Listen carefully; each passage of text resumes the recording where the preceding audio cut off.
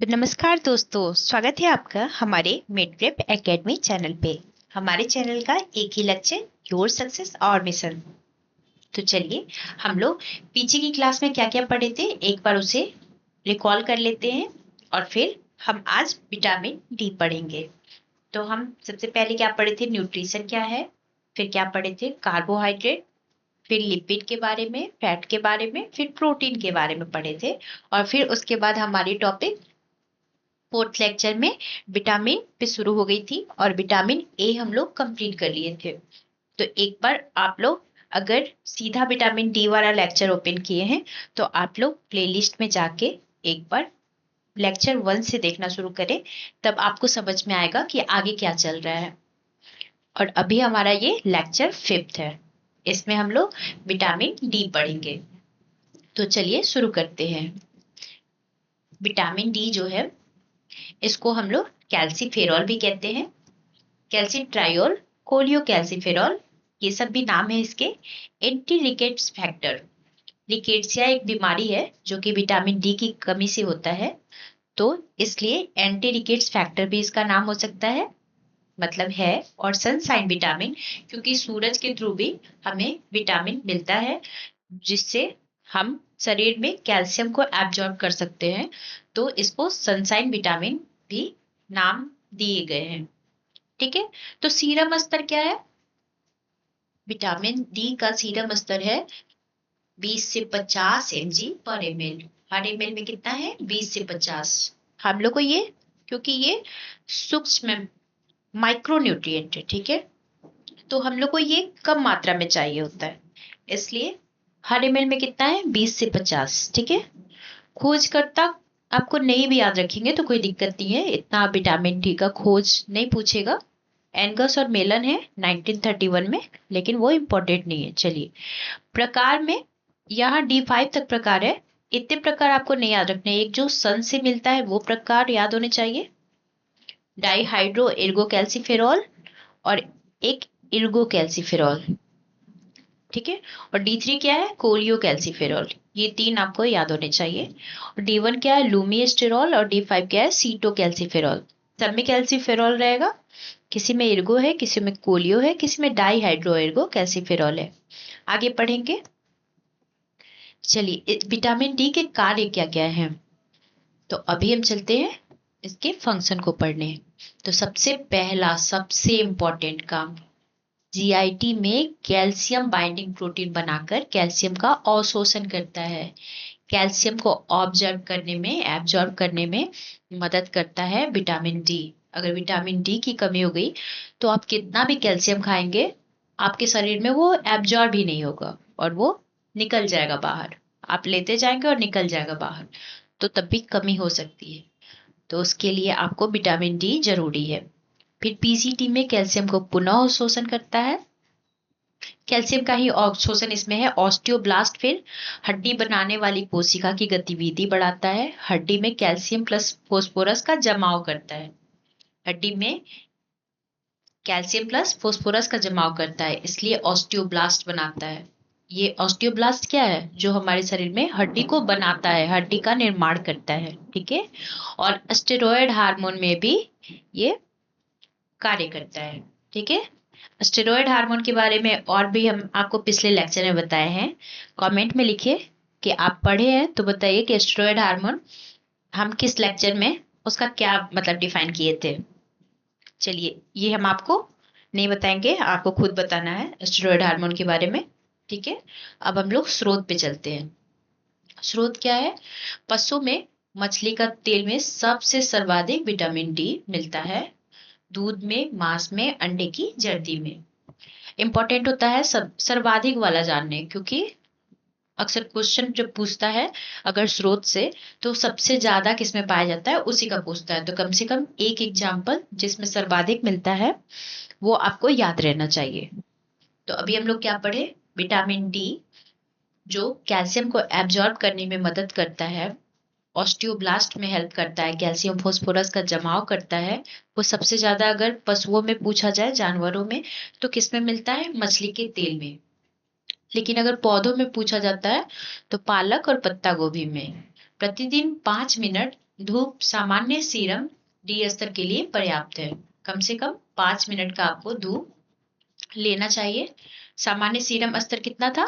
20 से 50 mg पर ml। ठीक है, चलिए डेली रिकमेंडेशन के लिए शिशु और बच्चों में 10 माइक्रोग्राम प्रतिदिन, जिसको अगर इंटरनेशनल यूनिट आयु में देखें तो 400 आयु। अक्सर विटामिन डी और विटामिन ए ये आयु में पूछा जाता है, इसलिए आपको आयु में भी याद रखना पड़ेगा। ठीक है, और किशोर और वयस्क में 5 माइक्रोग्राम और 200 आयु के फॉर्म में। ठीक है, 5 माइक्रोग्राम पर डे। ठीक है, बच्चों में थोड़ा ज्यादा चाहिए होता है क्योंकि उनका शरीर निर्माण हो रहा होता है, बोन बन रहे होते हैं, हड्डी बन रहा होता है, वो हाइट भी बढ़ रहा होता है, ग्रोथ एंड डेवलपमेंट हो रहा होता है उनका, तो उन्हें थोड़ा ज्यादा चाहिए। और किशोर और वयस्क में थोड़ा कम हो जाता है, लेकिन अगर गर्भावस्था और स्तनपान है तो फिर वहां 400 आयु चाहिए। क्यों? क्योंकि वहां माता को बच्चे के स्वास्थ्य के लिए भी देखना होता है और माँ के स्वास्थ्य के लिए भी। ठीक है, तो याद रहेगा 400 आयु। ठीक है, मेनली 400 याद रखिए, और जैसे वयस्क आएगा उसका हाफ कर दीजिएगा। ठीक है, एक याद रखिए, दोनों याद रहेगा। चलिए अब विटामिन डी से कमी क्या क्या होती है उस पर बात करते हैं। तो टिटेनी नाम की एक बीमारी है जो विटामिन डी के कमी से होती है, जिसमें हाइपोकैल्सीमिया हो जाता है। मतलब क्या होता है? शरीर में कैल्शियम की कमी होती है तो टिटेनी हो जाती है। और फिर जैसे हम लोग उंगली को बजाते हैं ना तो आवाज एक आता है, तो वो जब भी पैर जैसे घुटने में हो गया तो आपको आवाज करेगा। टिटेनी में क्या होता है? आवाज करता है, थोड़ा टाइट टाइट हो जाता है। ऑस्टियोपोरोसिस क्या होता है? जैसे हड्डी है ना, बोन, तो बोन में थोड़ा एक बार ड्रॉ करके दिखा देते हैं हम आपको बना के। एक सेकेंड रुकिए, देखिए जैसे ये मेरा तो ऐसा ड्राइंग खराब है तो आप लोग इसको एडजस्ट कीजिएगा। जैसे ये बोन है, हड्डी, तो ऑस्टियोपोरोसिस जो बूढ़े लोग हो जाते हैं उनके में क्या होता है ना, यहाँ यहाँ थोड़ा सा छेद छेद हो जाएगा, यहाँ यहाँ यहाँ, मतलब थोड़ा सा बोन में छेद छेद हो जाएगा, उनका सरफेस एरिया कम होता चला जाएगा। ठीक है, तो ये डिफेक्ट आता है तो फिर बोन क्या होता है? कमजोर हो जाता है और जल्दी टूट सकता है, और जल्दी टूट जाएगा और जुड़ेगा जल्दी नहीं। तो आप समझ गए होंगे। तो ऑस्टियोपोरोसिस बूढ़े होने पे ज्यादा मिलता है। एस्ट्रोजन की कमी के कारण भी ऑस्टियोपोरोसिस होता है, ये हम लोग मिडवाइफरी में देखेंगे। चलिए अब ऑस्टियोमलेशिया, ये क्या है? ये ऑस्टियोमलेशिया उसे कहते हैं जिसमें हड्डी में नरम होना, ये नरम हो जाता है। कैसे याद रखिएगा? देखिए मलेशिया जब है तो नरम है। ठीक है, देखिए मैं आपको एक चीज दिखाती हूँ। जैसे ऑस्टियोमलेशिया, तो ऑस्टियोमलेशिया याद रखने के लिए देखिए कुछ चीजें एक दूसरे से ऐड करके रखते हैं ना, तो वो याद रह जाता है, क्योंकि हम लोग को बहुत पढ़ना है और सब चीजें रिकॉल करने के लिए कुछ ट्रिक छोटी मोटी पता होनी चाहिए। ठीक है, पोरोसिस में क्या है? पोर मतलब क्या होता है? पोर मतलब होल होता है, छेद। ठीक है, तो पोर पोर जैसा हो गया। ठीक है, तो ऑस्टियोपोरोसिस से हड्डी में छेद समझ जाएंगे। और टिटेनी क्या है? हाइपोकैल्सीमिया। ठीक है, चलिए आप समझ गए होंगे। अब हम लोग आगे बढ़ते हैं।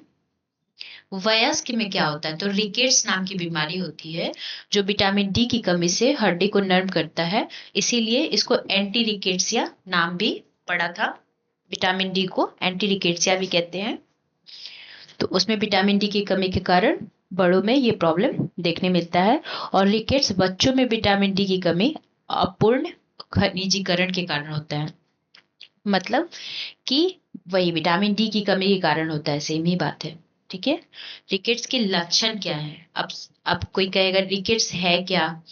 यहाँ एक बार रिकेट्स को विटामिन डी की कमी के कारण होता है ये समझ जाइए। और लक्षण क्या है, कैसे समझ में आएगा कि विटामिन डी है?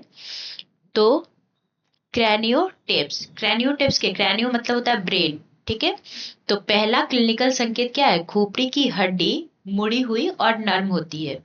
मतलब क्या है? क्रैनियो मतलब क्या होता है? ब्रेन, ब्रेन मतलब खोपड़ी।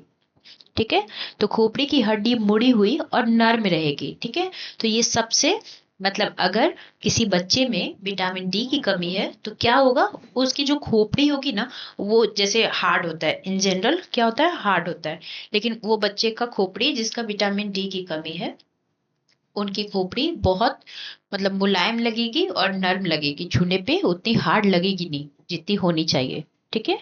फॉन्टानेल बंद होने में देरी हो सकता है, दांत निकलने में देरी होगा, वृद्धि में विफलता आएगा। मतलब क्या कह रहा है कि अगर विटामिन डी की कमी है तो बच्चे का ग्रोथ अच्छा नहीं होगा। ठीक है, वो अच्छे से उसकी ग्रोथ नहीं हो रही होगी, उसकी दांत निकलने में भी देरी होगी। उसका जो फॉन्टानेल है, दो फॉन्टानेल होता है, एक आगे की तरफ एक पीछे की तरफ। जो आगे की तरफ होता है डायमंड शेप का होता है, ठीक है, और एक ट्रायंगुलर शेप का होता है। इसको हम लोग चाइल्ड हेल्थ नर्सिंग में पढ़ेंगे। ठीक है। तो फॉन्टानेल बंद होने में भी देरी हो जाता है अगर विटामिन डी की कमी है तो। ठीक है। वो लेग क्या है, गेनुवेरम, वेनु गेनुवेलगम और पीजन चेस्ट। मतलब क्या है, पीजन चेस्ट क्या है, कबूतर की जो छाती होती है उसके जैसा बच्चा दिखेगा। जैसे अगर ड्रॉ करके देखते हैं तो जैसे ये अगर बच्चा है तो उसका जो ये कबूतर की छाती जैसा उसका शरीर होगा। ठीक है। मेरा ड्राइंग अच्छा नहीं है, आप लोग बस बात को समझिएगा क्या कह रहे हैं। पिजन चेस्ट कहते हैं। ठीक है, ये एग्जाम में आ सकता है क्वेश्चन, ऐसे क्वेश्चंस पिछले एग्जाम में आए भी हुए हैं। ठीक है। और नो नी, नॉक नी क्या होता है, देखिए, ये देखिए फिगर में एक चीज हम सुधारते हैं। नॉक नी बताते हैं आपको क्या होता है।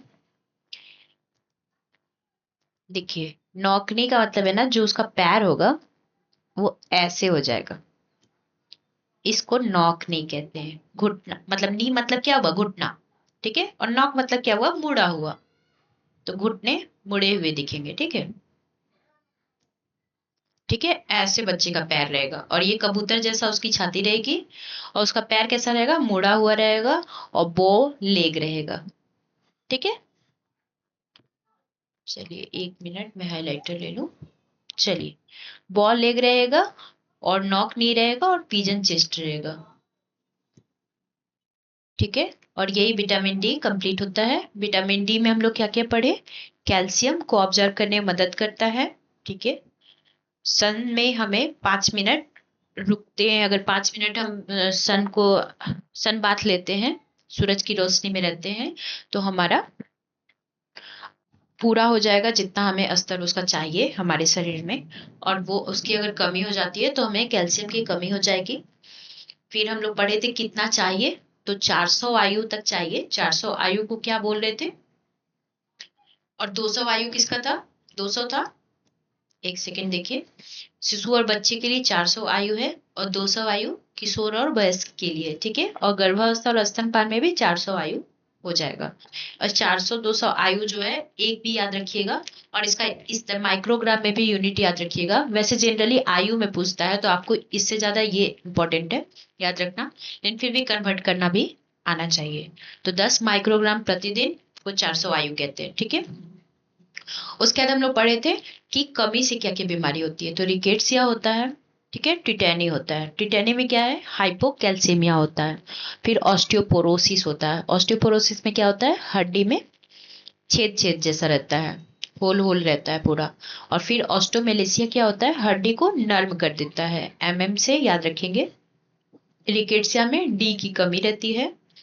ए की कमी से क्या होता है, कमेंट में लिखिएगा। हम लोग पिछले लेक्चर में बताए हैं, पढ़े थे ए की कमी से क्या होता है। ठीक है। अब लिकेट्सिया के कुछ लक्षण थे।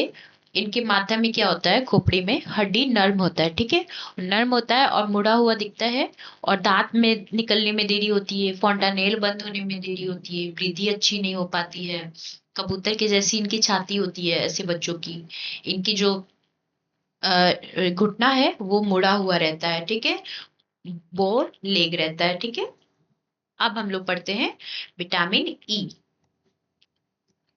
चलिए, अब विटामिन ई पढ़ते हैं, 1 मिनट रुक जाइए।